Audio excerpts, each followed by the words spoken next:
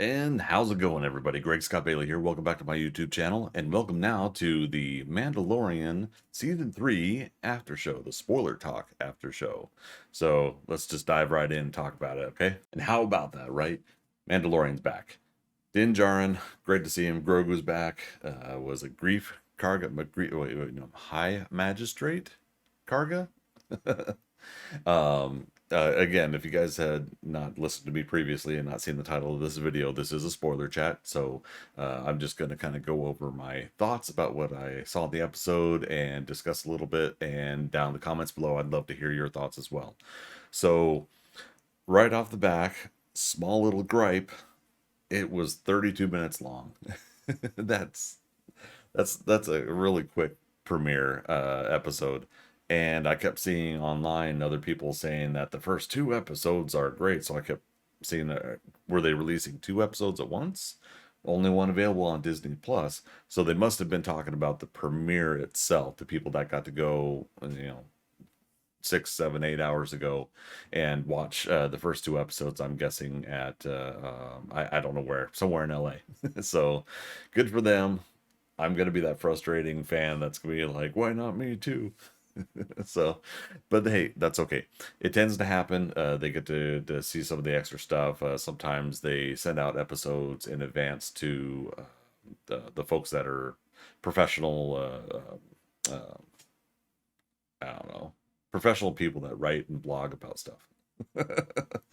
Oh, I'm tired. I've only had a few hours of sleep, but let's get back into it. So I had a great time with this episode. It was nice to just kind of jump right back in. I was kind of hoping a little bit more story for others, but to be honest, Din just says that like I fulfilled my mission and now he came back to me. Like Grogu came back to me when he's talking to um, the magistrate. So that's perfectly fine there. What's interesting is that they really, I mean, they jump in right away with what I thought was going to be a flashback. I'm sure other people are going to think that too. I thought it was going to be when Din was brought into the fold into the the Mandalorian sect that he's a part of. I can't remember if they have a particular name of their, what others are calling a cult, but yeah, so I mean that the big huge creature that is so Star Wars. I mean, just all those Mandalorians against all odds against this big creature.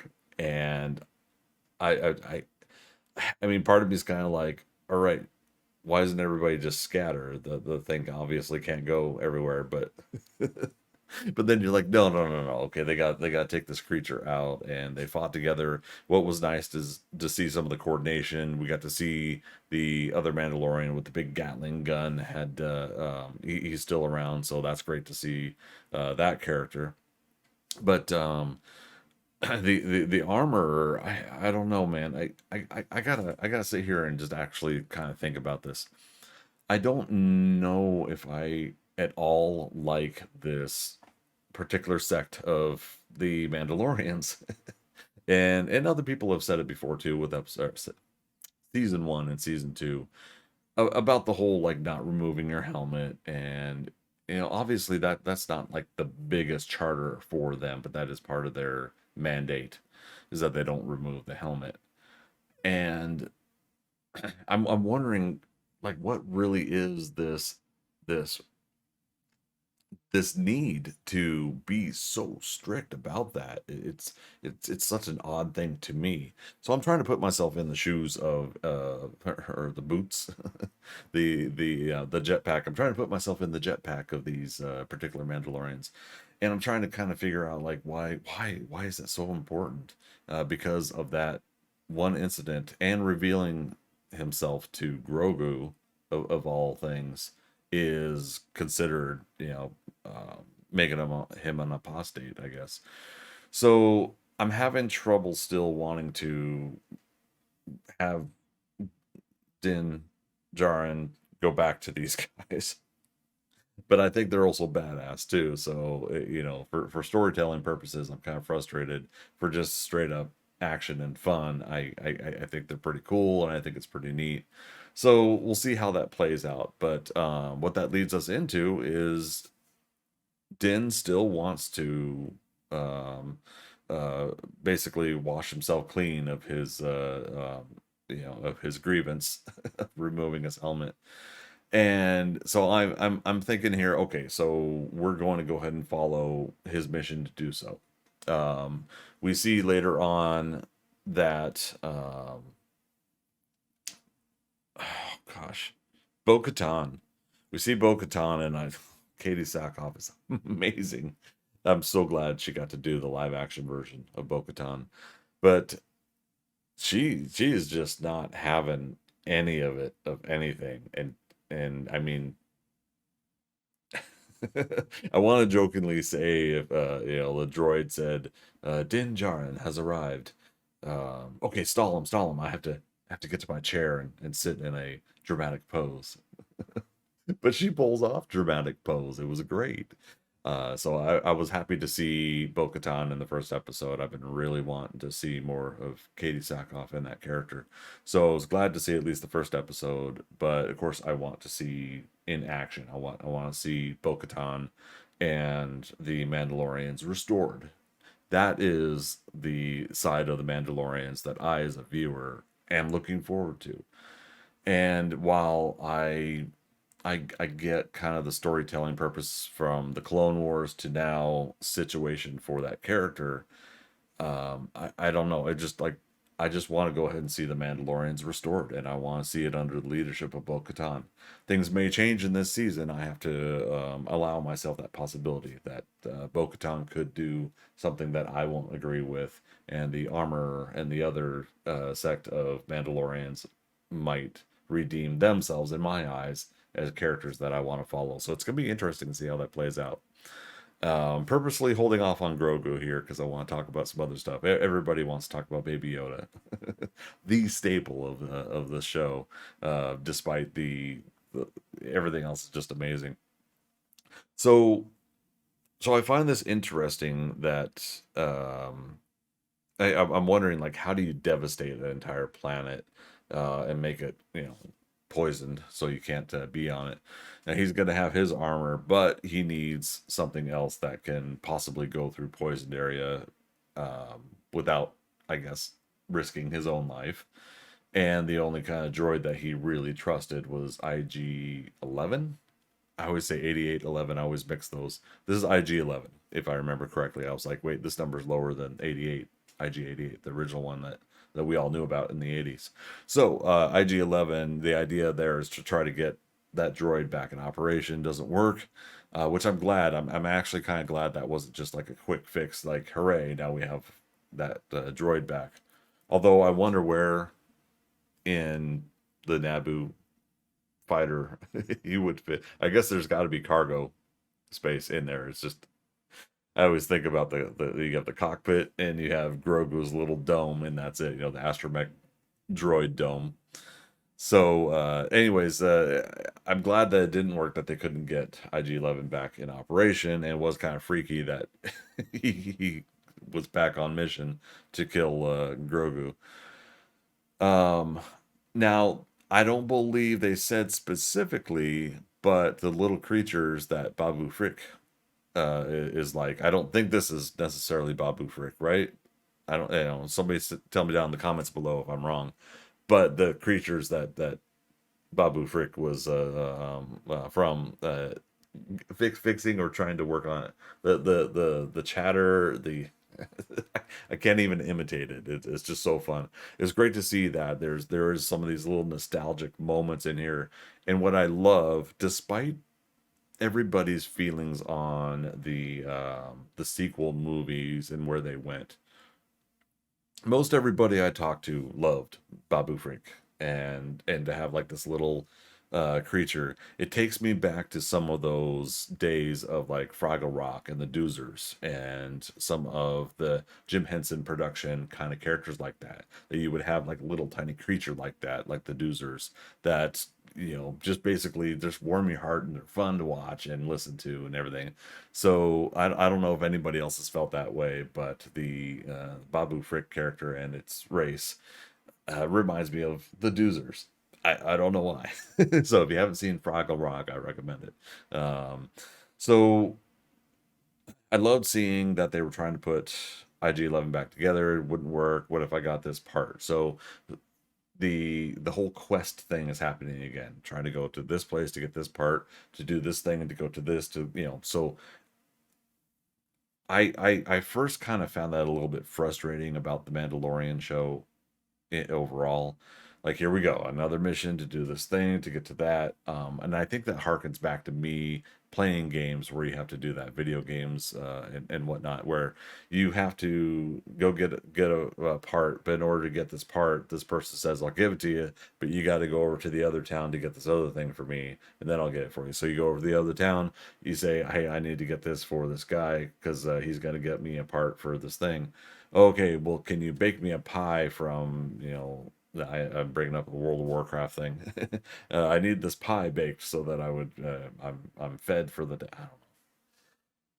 I used to get really frustrated with that, but so far with this first episode, I'm in it. I'm enjoying the mission idea. I'm enjoying the let's go to this, let's go to that kind of situation.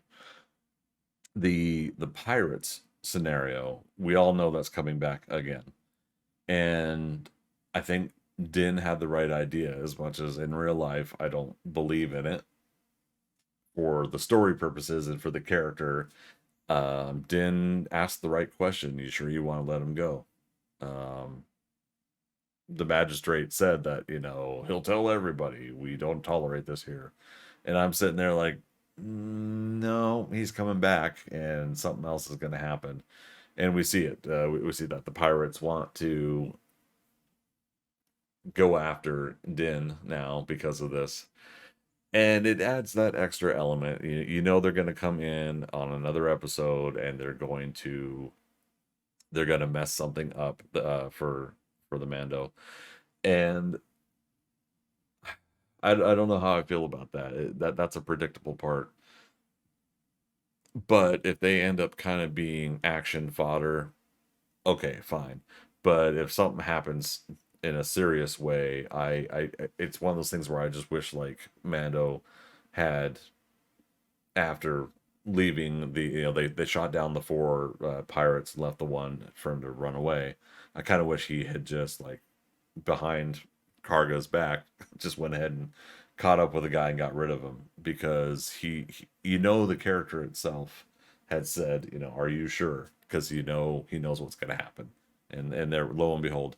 But this pirate captain, I guess, and that ship, that was pretty fun. But I do like the idea of hitting the probably like sublight drive or whatever to fly past the ship before the gunners could target and get the shot. Basically, going faster than the shots could fire is what I'm guessing.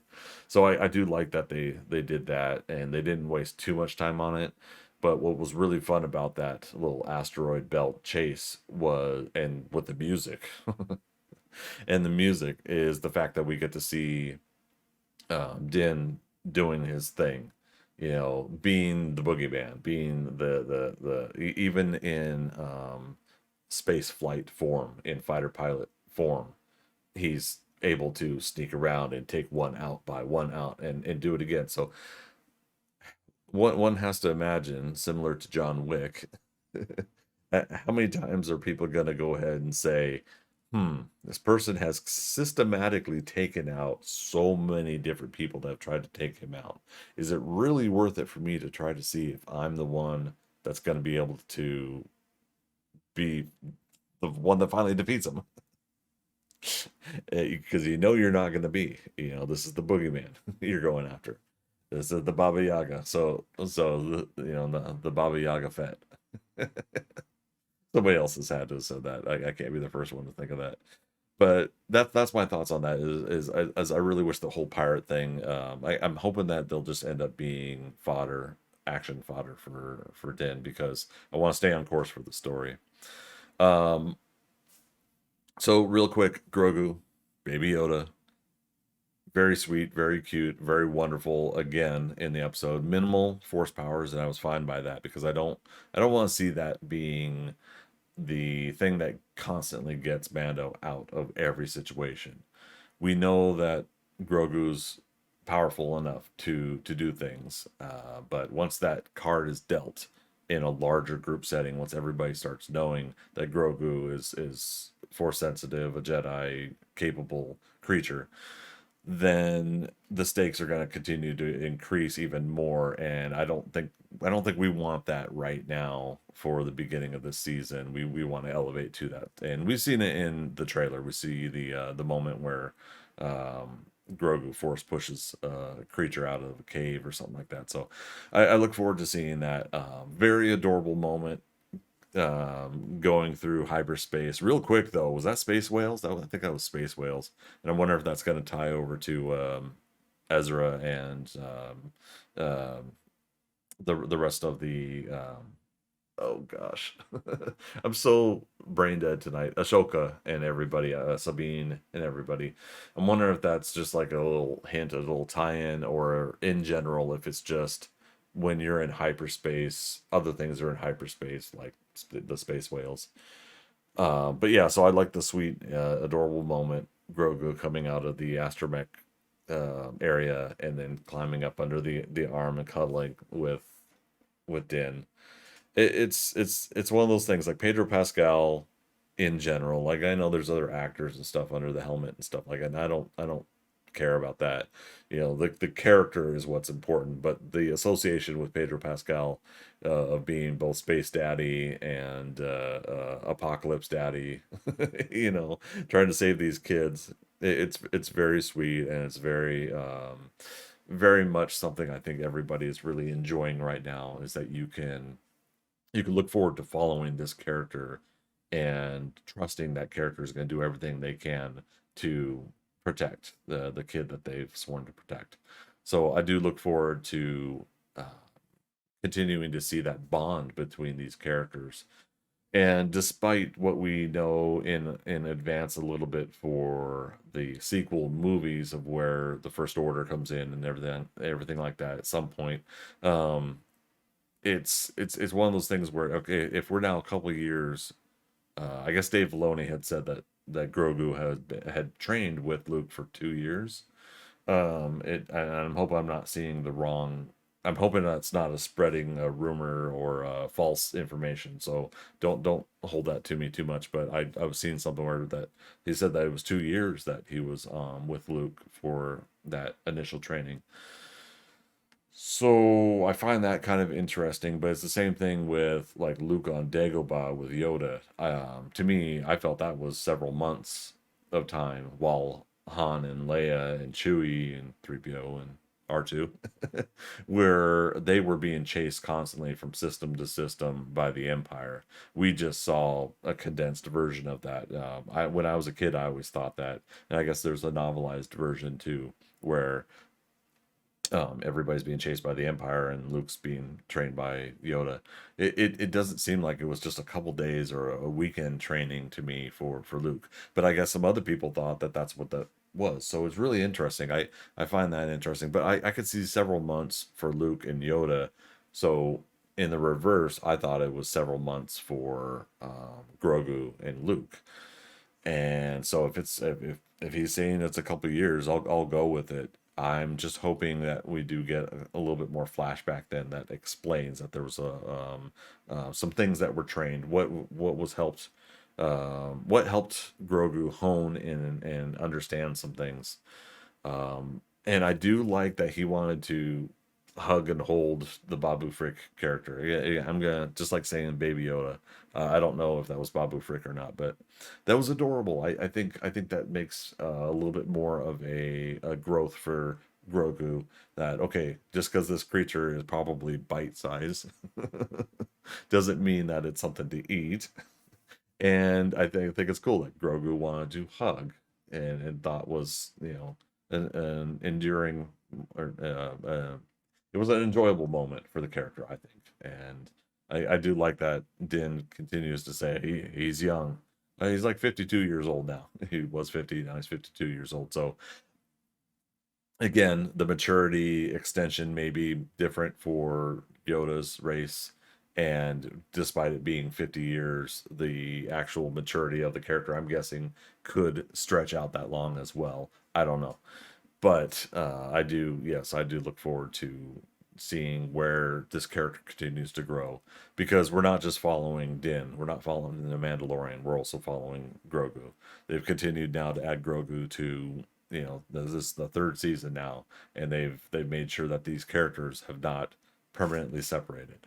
So I look forward to seeing what's going on with Grogu and the growth there as well.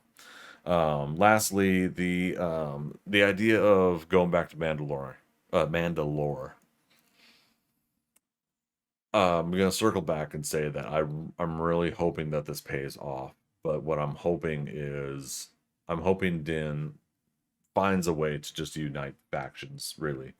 And maybe that is highly optimistic of me, and maybe it's a very obvious plot endpoint for this season. But if they're gonna do season four, which John Favreau had said he'd outlined season four, so we know we're gonna get a season four if it's continuing to be approved. I guess if just because he outlines it doesn't mean they're gonna do it, but Lucasfilm most likely is gonna approve it if the season's successful. So if we're gonna go to season four, if he unites the factions and gets the Mandalorians together in this season, then what would the story be for season four, right? So I don't know. Maybe he unites everybody, and then Bo-Katan still continues to be the one that leads by his decree or something like that. Din's gonna say, "Look, you jerks! I continuously saved our people, and I believe in this sect of the Mandalorians. I do believe that the rest of the Mandalorians, our people, should be able to, come back home. So, damn it, all of you, will you just like get together and make our world prosper again? I don't know. I feel like it's gonna lead to that. It's a pretty condensed and basic way to point that out. But I do look forward to that. I think that's where we're gonna go with this season. I think he's at least gonna try to unite all of the groups of Mandalorians. And who knows, maybe season four again, we have some sort of way for him and Grogu to settle down on Mandalore, but now they have to keep Mandalore, and then maybe this will expand into something even bigger. So law of diminishing returns, things have to continue to get bigger, and the risk has to get higher. So maybe that's what's going to happen. But that's just me kind of speculating where I think things are going to go. What else? I think that is it. If I can remember correctly, again, I haven't had much sleep. I'm going right back to bed after this too, because I got more videos to do before I go to work this morning. What are your thoughts? What do you guys think about this? Please do post in the comments below. I would love to hear what you guys think about the first episode. Again, way too short. But we are spoiled with other things like The Last of Us and HBO Max and other places. It's my one gripe about Disney Plus, is that their TV show episodes are just way too short. Um, I you know I maybe I'm being demanding, maybe I'm consuming and I'm wanting to consume more. It's me not thinking badly about this. It's me just wanting more, and I really wish it was much longer. So next week we'll go ahead and look forward to that. So that'll do it for episode one, season three of The Mandalorian. Want to thank each and every one of you for coming out here. If you are new to the channel and this is the first episode that you've seen me review for a show, thanks for coming on by. I've also got some episodes for The Last of Us and Picard season three, episode two is tomorrow. So check that out on Thursday going into Friday. We will have that episode review as well. Loving that show, loving The Last of Us, and we'll see where some other shows go. I'm also doing a episodic playthrough of 7 Days to Die. I call it Bows, Blades, and Bombs. The next episode of that is also going to be out later on today. So I appreciate you guys stopping by. Don't forget to hit that subscribe button, click the bell notification, click thumbs up, click thumbs down. Either way, if you liked or disliked the episode, do engage if you can with this, and let me know that you stuck all the way through, and post in the comments below, and all those other things that YouTubers like to say. And Thank you, everybody, for stopping on by. And as always, we'll see you on the next adventure. Bye bye.